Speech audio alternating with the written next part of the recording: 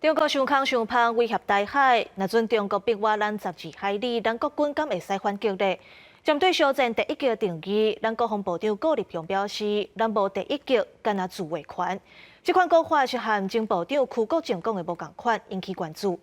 顾立雄解释讲，国防部会看中国威胁的程度甲比例，做出自卫行动，一切拢有完整的规范。美国宣布对台军售，强军继续交代。国防部7日发布，查到强机6只、强弹6只，甲海警船4只伫台海活动，氧化爆发冲突的风险甚悬。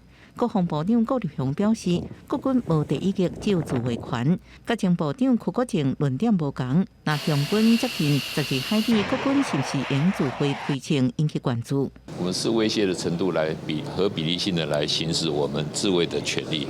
那相关的这些处置的规定呢，都在我们土澳状况处置规定里面都有做过一个完整的律定。对美国军火商访问台湾，建议台湾就俄乌战争的经验发展无人机系统。顾立雄表示，正积极甲民间的调会，有牵涉到一些相关的 AI 系统比如说还要靠介质来做敌我辨识，然后完整的击杀链限制等等。我想我们这个部分都会来尽量来寻求国内外这个先进的这些成熟的技术来加以引进。台湾面对中共中间地带侵扰，美国战略甲国际问题研究中心 CSIS 对台提出建议，透过空中卫星侦测可疑存者，配合无人机进行主动辨识。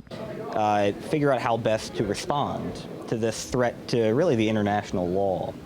Is really important, and I think it sets an important example of Taiwan's role as a champion of international law, as opposed to the PRC. 海警船、这个公务船，然后甚至于是海上民兵，从东海一路到南海，甚至于在印度洋、在南太平洋都可以进行所谓的挥区行动。美英加俄纽5国组成的情报联盟5眼联盟，掌握强军来积极招募西方退伍的飞官，训练中国飞行员，强化空中作战能力。顾立雄表示，双方在台海空中拢会拄到国军会甲友好国家继续增进战机战法的演练。